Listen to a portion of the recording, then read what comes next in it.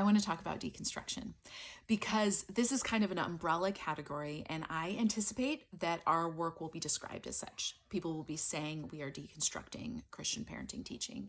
And I think that's fair. I mean, I prefer the term dissection since I'm putting it under a microscope, but we are.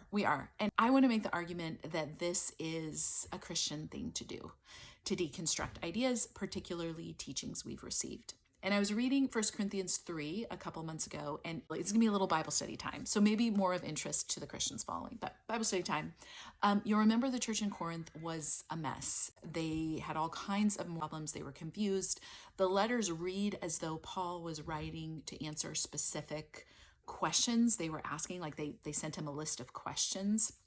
And here in 1 Corinthians 3, I might at the end of this just read it in one sitting so you can hear it. But in 1 Corinthians 3, this is the passage where Paul is like, I planted, Apollos watered, but God gives the growth. The one who plants and the one who waters work together, but it's God doing the work.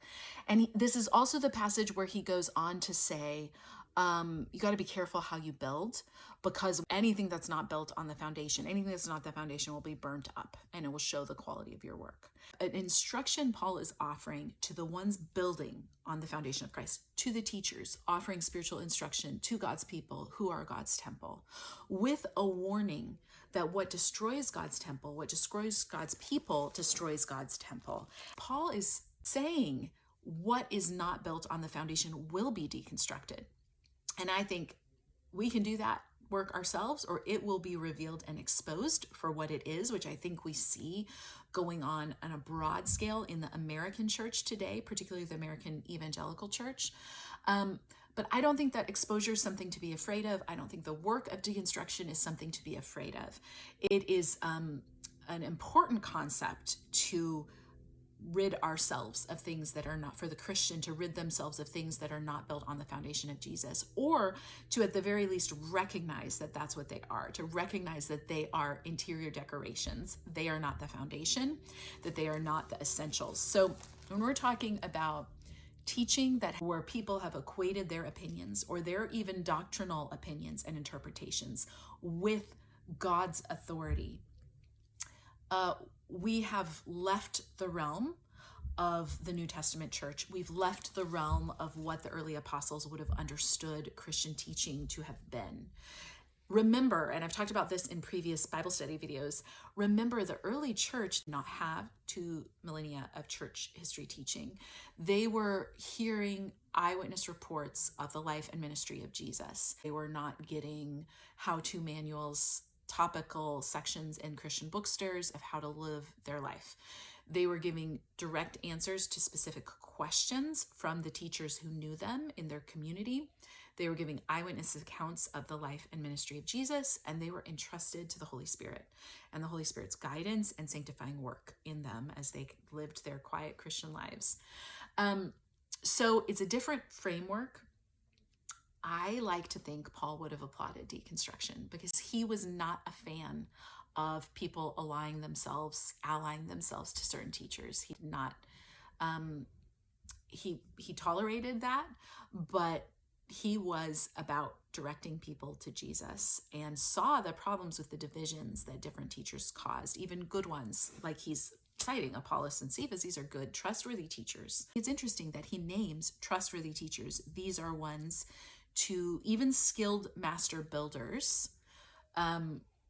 Their teaching is subject to scrutiny. So all that to say, if you have been shamed for deconstructing, if you are afraid to hear that people are deconstructing, I would like to reassure you that this is a sound concept. People in the Reformed Protestant tradition have been deconstructing Christian ideas for centuries, so you are in good company.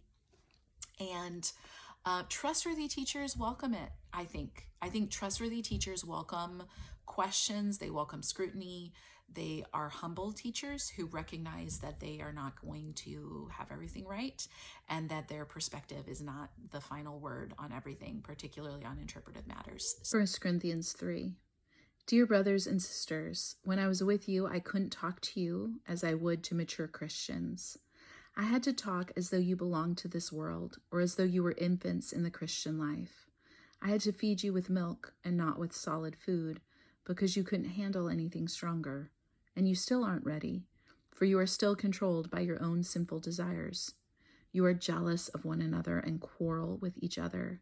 Doesn't that prove you are controlled by your own desires? You are acting like people who don't belong to the Lord. When one of you says, I am a follower of Paul, and another says, I prefer Apollos, aren't you acting like those who are not Christians? Who is Apollos and who is Paul that we should be the cause of such quarrels? Why, we're only servants. Through us, God caused you to believe. Each of us did the work the Lord gave us. My job was to plant the seed in your hearts, and Apollos watered it, but it was God, not we, who made it grow. The ones who do the planting or watering aren't important, but God is important because he is the one who makes the seed grow. The one who plants and the one who waters work as a team with the same purpose. Yet they will be rewarded individually according to their own hard work. We work together as partners who belong to God. You are God's field, God's building, not ours. Because of God's special favor to me, I have laid the foundation like an expert builder. Now others are building on it. But whoever is building on this foundation must be very careful. For no one can lay any other foundation than the one we already have, Jesus Christ. Now anyone who builds on that foundation may use gold, silver, jewels, wood, hay, or straw. But there is going to come a time of testing at the judgment day to see what kind of work each builder has done. Everyone's work will be put through the fire to see whether or not it keeps its value. If the work survives the fire, that builder will receive a reward. But if the work is burned up, the builder will suffer great loss.